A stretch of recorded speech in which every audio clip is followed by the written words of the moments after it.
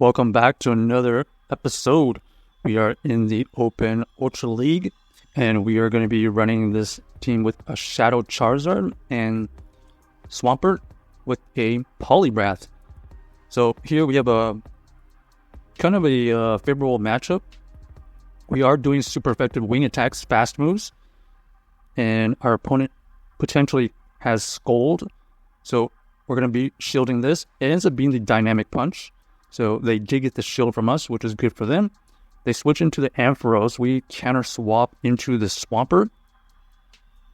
It seems like this Ampharos is going to be running the Brutal Swing / Thunder Punch version. So we're not going to be shielding until the very end here. We could still probably survive 3 more Volt Switches, and exactly is what happens. We're going to go for this Hydro Cannon as late as possible. So we know that this Poliwrath is decently low. We decided to go for the Hydro, and we probably should have went for the Earthquake.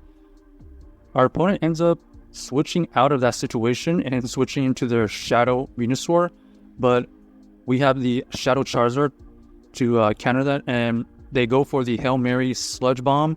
We actually shield the hard-hitting move, and now we're going to be able to do a bunch of super effective wing attacks, plus these Dragon Claws will add up, and lucky for us, we do CMP tie, and we actually are going to win this game. So GG's to our opponent right there, and fortunate enough, the Shadow Charizard comes in clutch in Ultra League again.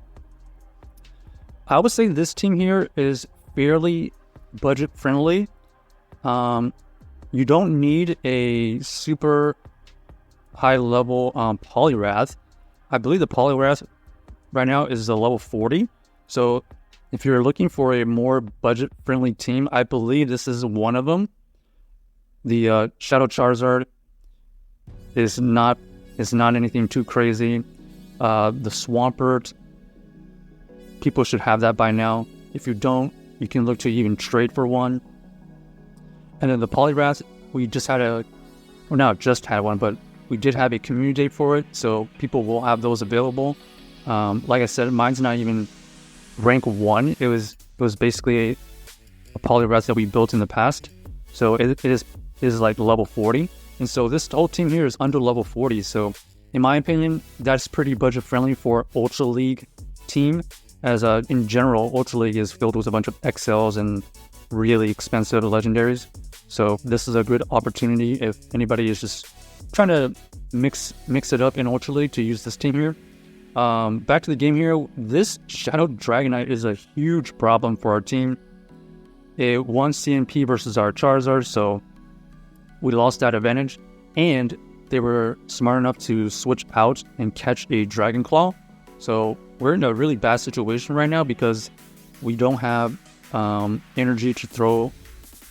And especially with the Jellicent at the back, this is just a really bad situation for us. So GG's to our opponent. Jellicent in the back is really bad for not only the back line, but our entire team, actually.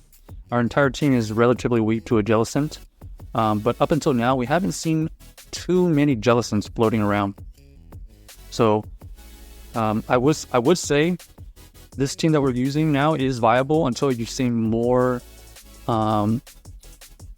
like Giratinas and more meta teams. So right now, if you're just climbing the ranks, this is a great opportunity to have some fun and use a budget-friendly team. This Steelix here is going to be an interesting one. It does reveal that it has Psychic Fang. Now, Steelix did get a pretty interesting moveset upgrade. Not only does it know a Dragon fast move of Dragon Tail, but it potentially can know Breaking Swipe, but also Psychic Fang, Crunch, Earthquake. So it has a huge range of moves right now, which is awesome. But Ultra League Steelix is pretty expensive. So if you have the resources, it'd be fun to build one. But right now we're just trying to take down the Steelix by committee. So they did reveal that they have the Psychic Fang. So we're going to hope that we can just farm down. Huge farm down. Because we did not want to tank another Psychic Fang. And lucky for us, our Shadow Charizard is met with a Wall Rain in the back. And since we have 2 shields here, we could have decided to overfarm even more, but we're going to try to throw this Blast Burn right on CMP. Unfortunately, that CMP tie right there does not KO the Wall Rain, but we do have an extra shield. It wouldn't have KO'd, but we want to keep this Shadow Charizard healthy enough just in case this Venusaur somehow had a move. And that is GG's to our opponent right there. So, like I was saying earlier, this is a pretty budget-friendly team. I would say this is another ABB matchup. Obviously, you can view it as a fire and 2 water types in the back. But I would say in general, if you're still climbing the ranks, to use this team if you are low on resources or you're just looking for something not as expensive. Here, this is probably our best matchup against this Pidgeot here, so we have to try to win this or break down these shields. We do build up to a Blast Burn. We do get the shield from our opponent, so that is really good. Our opponent ends up throwing a Brave Bird here, so we're expecting a switch out. Perfect. We invested 2 shields just to maintain that matchup because that Pidgeot is really good against our backline. And now we switch into our Poliwrath, which does better than our Swampert because our Poliwrath is running the counter fast move. Even though our charge moves are not doing that much damage, our counters are adding up. And lucky for us, we do get the debuff. So here we're going to try to throw an optimal timing. We're not going to mess around. We're just going to throw a Scold here. We could have thrown Ice Punch there, but I was afraid it wouldn't have been enough. Luckily, we do have enough energy stored up that we can get to a Ice Punch to throw at this Pidgeot, and we go for the combo play. First Ice Punch gets the first shield, and then because we had residual energy, we throw the Dragon Claw to KO the Pidgeot and get the out of our way. And now we're just going to try to CMP time this Obstagoon, and we perfectly execute that. So not only do we do huge damage, but they waste their energy on a pretty low Charizard. Unfortunately for us, they do get the boost, so we do have to we do have to take some extra counter damage from this Obstagoon. But lucky for us, we have a Swampert in the back that can get to the move right when they get to their Night Slash. So that is GG's to our opponent right there.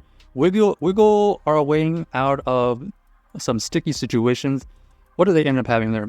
Pidgeot with Obstagoon and a Blastoise. So pretty interesting team here. Here we have another core breaker.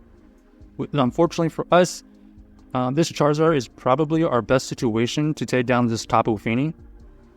Even though we're taking a lot of fast move pressure here, we're going to have to invest some shields into this situation because we want this Tapu Fini as low as possible. We go for the double Blast Burn, ends up getting 2 shields, and we end up just switching out into our Swampert here. We want to be careful on not wasting this energy, so we're going to build up, and we're going to continue building up past the Earthquake, and we know that we can tank another Surf, so we're not going to shield it, and we're actually not going to even tap the screen, and we wait until they commit some energy, some fast moves, and then we throw. And then here they reveal that they have the Talonflame in the back. The Talonflame did get 2 Incinerates off, but we are able to get to a Hydro Pump, which is huge damage. So we know that this is the 3rd Incinerate, so we're going to potentially shield.